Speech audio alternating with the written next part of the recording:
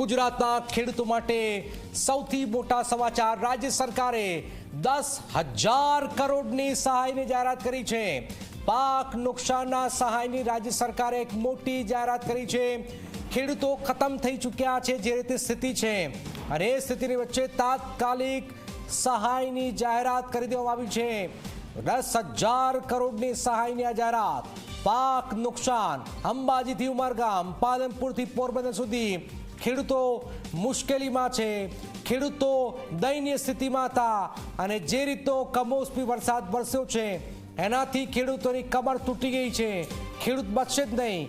આ સ્થિતિની વચ્ચે રાજ્ય સરકારે 10,000 કરોડની સહાયની જાહેરાત કરી છે।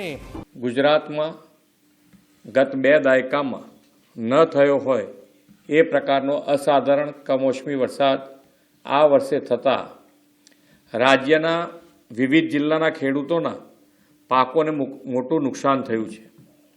આ સંદર્ભે મેં તથા મારા સાથી મંત્રીઓએ જુદા જુદા જિલ્લાઓમાં જઈને અસરગ્રસ્ત ખેડૂતોની સાથે પ્રત્યક્ષ વાતચીત કરીને તેમની સ્થિતિ જાણી હતી। કુદરતી આપત્તિની આ ઘડીમાં ધરતીપુત્રોની વ્યથાને સમજીને રાજ્ય સરકાર પૂરી સંવેદનાથી તેમની પડખે ઊભી છે। રાજ્યભરના ખેડૂતોના પાકને થયેલા વ્યાપક નુકસાન સામે તેમની લાગણીઓને ધ્યાને રાખીને રાજ્ય સરકાર દ્વારા ધરતીપુત્રો માટે આશરે 10,000 કરોડના રાહત સહાય પેકેજની જાહેરાત કરું છું।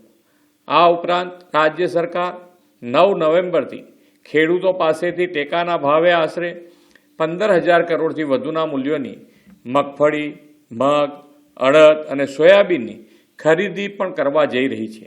અન્નદાતાઓની આર્થિક સુખાકારીની ચિંતા પોતાના માથે લઈને રાજ્ય સરકાર તેમની સહાયતા માટે હંમેશા પ્રતિબદ્ધ હતી, છે અને રહેશે તેવો વિશ્વાસ આપું છું।